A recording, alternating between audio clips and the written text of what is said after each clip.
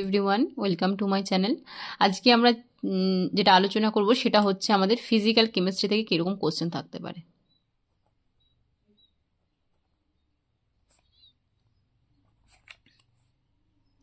মানে বেসিক্যালি কোন কোন চ্যাপ্টার থেকে কোশ্চেন থাকবে, কেমন টাইপের কোশ্চেন থাকবে এটা একটু বলে দিই। ধরো এরকম কোশ্চেন করতে পারে, ধরো তুমি পড়াচ্ছ কিছু একটা বন্ড, ঠিক আছে, আয়নিক বন্ড পড়াচ্ছ। ধরো আয়নিক বন্ড পড়ানোর সময় তুমি কি একটা এক্সাম্পল দিয়ে ফেলেছো, ধরো NaCl, সোডিয়াম ক্লোরাইড। হ্যাঁ, এই যে সোডিয়াম ক্লোরাইড এক্সাম্পলটা দিলে সেখান থেকে তোমার চলে আসবে কোশ্চেন কীরকম করতে পারে। সেখান থেকে তোমার এবারে পরপর ধরো তোমার ল্যাটিসে ঢুকে যাবে, ঠিক আছে, মানে সলিড স্টেট কেমিস্ট্রিতে ঢুকে যাবে। তো বলবে যে এটা কি ধরনের ল্যাটিস ফর্মেশন করে।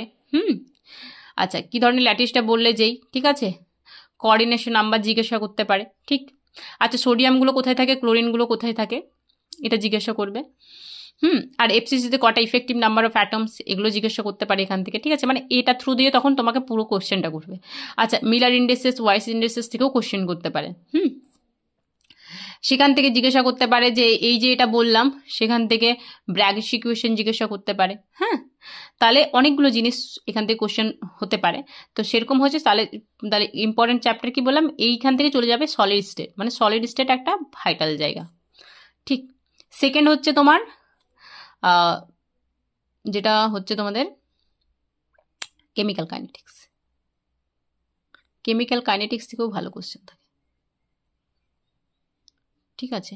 কেমিক্যাল কাইনেটিক্সের সব থেকে যেটা ইম্পর্টেন্ট সেটা হচ্ছে তোমার অর্ডার অফ রিয়াকশন, যেটা অর্ডার অফ রিয়াকশন, তারপর হচ্ছে রেট কনস্ট্যান্টের তোমার ইয়েটা ইউনিট, এটা খুব important. Zero order first order রিয়াকশনে তোমাদের যে কোনো একটা গ্রাফ তোমাদেরকে আঁকতে বলতেই পারে, সেটা তো খুব একটা ভালো জায়গা। আরহেনিয়াস ইকুয়েশন আরও একটা ভালো টপিক। সেখানে তোমাকে অনেক কিছু ব্যাপার স্যাপার দিতে পারে, ঠিক। তো এইগুলো কোশ্চেন আসতে পারে। তারপরে তোমার এবারে যদি খুব হাই কোশ্চেন থাকে, যেমন যদি বলে দাও তুমি ফিজিক্যাল কেমিস্ট্রির তোমার হচ্ছে স্পেশালাইজেশন, সেক্ষেত্রে তোমাকে মাইকেল মেন্টন কনস্ট্যান্ট, সেখান থেকে কোশ্চেন করতে পারে, এনজাইম ক্যাটালাইসিস থেকে, ঠিক আছে। তারপর তোমাকে ফার্স্ট অর্ডার যেটা একটা আছে না, দাঁড়াও ওটা আমি ভুলে যাচ্ছি, যদি আমি কোনো একটা টপিক বলি তখন সেখানে আমি সেই কোশ্চেনটা তোমাদের অ্যাড করে দেবো। তো হাই প্রেশার এবং লো প্রেশারে যে ব্যাপারটা থাকে সেখান থেকে কোশ্চেন থাকতে পারে। কলিশন থিওরি থেকে কোশ্চেন থাকতে পারে। মানে যারা ফিজিক্যাল কেমিস্ট্রিতে যাদের তোমাদের স্পেশালাইজেশন, তারা কিন্তু কেমিক্যাল কাইনেটিক্সটা ভালো করে যাবে, কারণ এখান থেকে খুব ভালো কোশ্চেন থাকে। আর মেনলি দেখাও গেছে যে বিভিন্ন ধরনের স্যার যারা থাকেন, মানে কলেজের প্রফেসররাই তো জেনারেলি ইন্টারভিউটা নেবেন, তো তাদের বেশিরভাগ টাইমই তাদের যেটা পিএইচডির পেপার সমস্ত কিছু হয়ে থাকে কেমিক্যাল কাইনেটিক্সের উপরই হয়ে থাকে।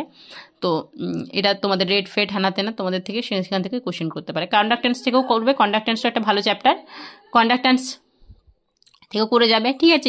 ইএমএফ কি, এই সমস্ত জিনিসগুলো করে যাবে।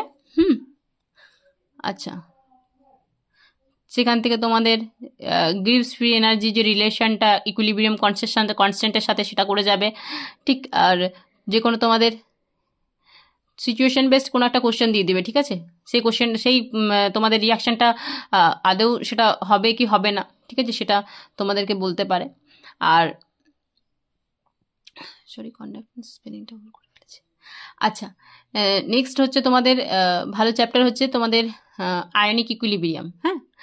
আচ্ছা, কেমিক্যাল ইকুইলিব্রিয়াম, আয়নিক ইকুইলিব্রিয়াম, সেইখান থেকে তো খুব ভালো ভালো কোশ্চেন থাকে। বাফার থাকে, ঠিক আছে, বাফার ক্যাপাসিটি থাকে। তারপর তোমাদের সেখানে যে কোশ্চেনগুলো হয়, মানে সেখানে পিএইচ হ্যানা বেশি কোশ্চেনগুলো থাকে, ঠিক আছে। হেন্ডারসন যে ইকুয়েশনটা, সেখান থেকে কোশ্চেন থাকতে পারে, ঠিক আছে। কোন পিএইচ রেঞ্জে কোন ইন্ডিকেটরগুলো কাজ করবে কি কাজ করবে না, এই সমস্ত কোশ্চেন এখান থেকে বেশ ভালোই থাকে। তো ফিজিক্যাল কেমিস্ট্রিতে মোটামুটি এই যে solid state chemistry, solid state, ঠিক, chemical kinetics, conductance, ionic equilibrium, chemical equilibrium, এই জায়গাগুলো মোটামুটি করে গেলেই হয়ে যাবে, ঠিক আছে। তাহলে কিন্তু পড়তে হবে সমস্ত জায়গাগুলো।